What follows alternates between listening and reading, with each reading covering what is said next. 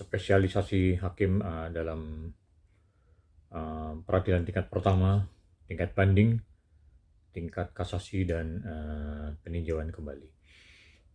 Jas pengalamanku, logikaku, pikiranku, keyakinanku, pemahamanku, pengertianku, ingatanku, dan pendapatku.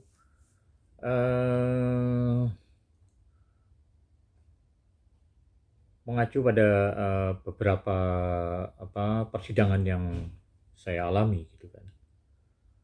Saya terkadang berpikir gitu, bagaimana mungkin seorang hakim gitu kan terkadang harus mengadili beberapa perkara yang substansinya perkaranya itu bermacam-macam. Ada yang pidana, perdata, kemudian perdata juga banyak yang terkait dengan hukum perjanjian, hukum perbankan, ya kan. Kemudian di luar itu masih ada tentang sengketa hukum industrial, sengketa niaga, PKPU. Kemudian ada juga tipikor gitu kan, dan lain-lain gitu kan. Jadi saya berpikir gitu kan, logikanya setiap hakim itu kan punya spesialisasi lah gitu kan. Karena hukum itu sangat luas bidangnya gitu kan. Dan saya yakin tidak semua orang itu bisa menguasai semua hukum. Gitu kan. Belum kalau masih bicara tentang hukum administrasi, hukum tata negara gitu kan. Hukum internasional ya kan, hukum pelayaran ya kan. Waduh. Saya rasa sudah saatnya gitu loh Mahkamah Agung sebagai lembaga peradilan tertinggi itu kan membatasi lah dalam tanda kutip gitu kan uh, apa kesiapan dari para hakim gitu kan dengan spesialisasi. Jadi kalau perkara perdata misalnya tentang perjanjian gitu ya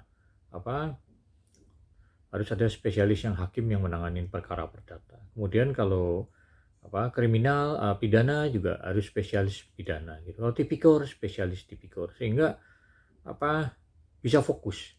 Dan dengan fokus itu jelas pertimbangan dan putusannya biasanya lebih bagus lah gitu kan, lebih substansial gitu, lebih objektif gitu kan. Karena terkadang misalnya ada satu peradilan tindak pidana yang viral yang menjadi atensi masyarakat gitu kan ya, terkadang mungkin ya hakim sebagai manusia juga mungkin gitu kan pusing juga gitu kan karena banyak komen-komen di luar masyarakat atau ya yang menjadi semacam pressure lah bagi majelis hakim gitu kan agar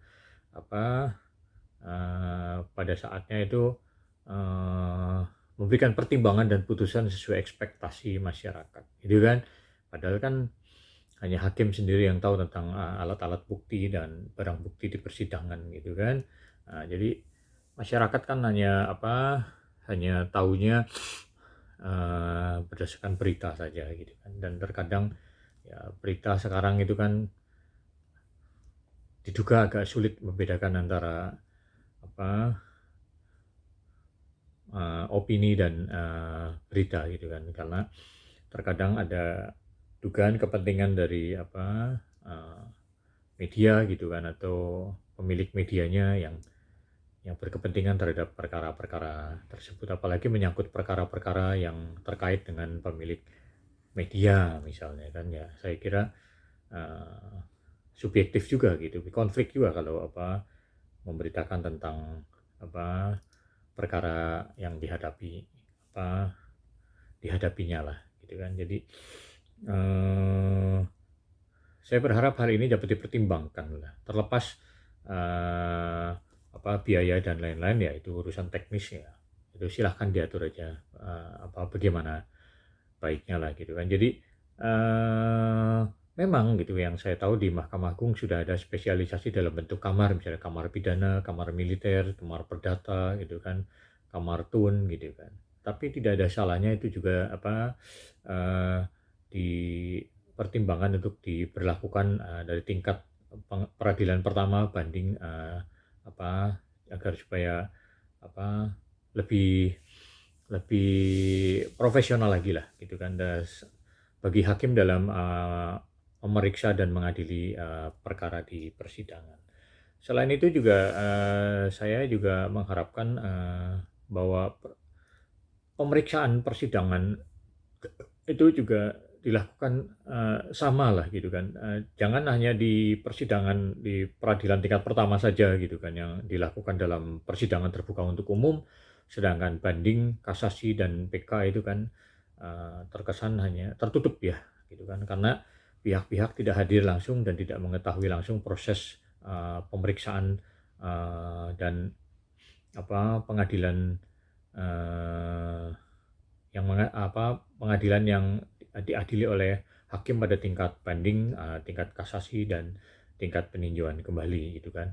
Jadi kalau diberlakukan secara terbuka begitu kan rasanya akan lebih transparan lah gitu kan, memenuhi apa akuntabilitas gitu kan, juga keterbukaan informasi kepada publik lah gitu kan. Dan sebaiknya juga saya lebih suka gitu kan kalau persidangan itu dilakukan secara terbuka, dalam bukan dalam proses persidangan di awal-awalnya, tetapi dalam apa pertimbangan dan putusannya itu selalu dipublish kepada masyarakat lah via online gitu kan. Jadi semua masyarakat bisa mengetahui gitu kan pertimbangan dari majelis hakim gitu kan, baik tingkat pertama, tingkat banding, tingkat kasasi dan peninjauan kembali, sehingga akan menjadi pembelajaran hukum juga bagi masyarakat gitu kan. Dan selain itu juga meningkatkan transparansi gitu kan. Jadi agar masyarakat bisa melihat gitu kan skill dari para hakim dalam menanganin memeriksa dan mengadili perkara-perkara tersebut dikaitkan dengan alat bukti gitu kan, barang bukti, pertimbangannya, hukumnya gitu kan. Jadi lebih jelas lah. Dan tentunya apabila itu dilakukan akan membuat hakim-hakim itu menjadi profesional lah. Menurut saya begitu karena semua diketahui oleh masyarakat gitu kan. Ya, kita sebagai negara hukum sudah seharusnya hukum menjadi panglimanya. Meskipun saya tahu bahwa hukum adalah bagian dari proses politik. Namun apabila hukum sudah dibuat dan undang-undang sudah muat dalam lembaran negara dan berita negara gitu kan, sudah diundangkan ya, sudah seharusnya semua pihak ya kan, termasuk yang memproses penerbitan hukum juga harus tunduk pada hukum. Tiada lain selain hanya tunduk kepada hukum gitu kan. Jadi benar-benar menjadi panglima gitu kan. Jadi hukum dalam arti yang sebenarnya lah, sesuai tujuan hukum sebenarnya, yaitu kebenaran, keadilan, kepastian dan manfaat. Gitu. Semoga demikianlah logikaku dan pikiranku. Semoga hal ini dapat bermanfaat. Salam sukses dari Masih dari Alof Beach Walk Bali. Yes!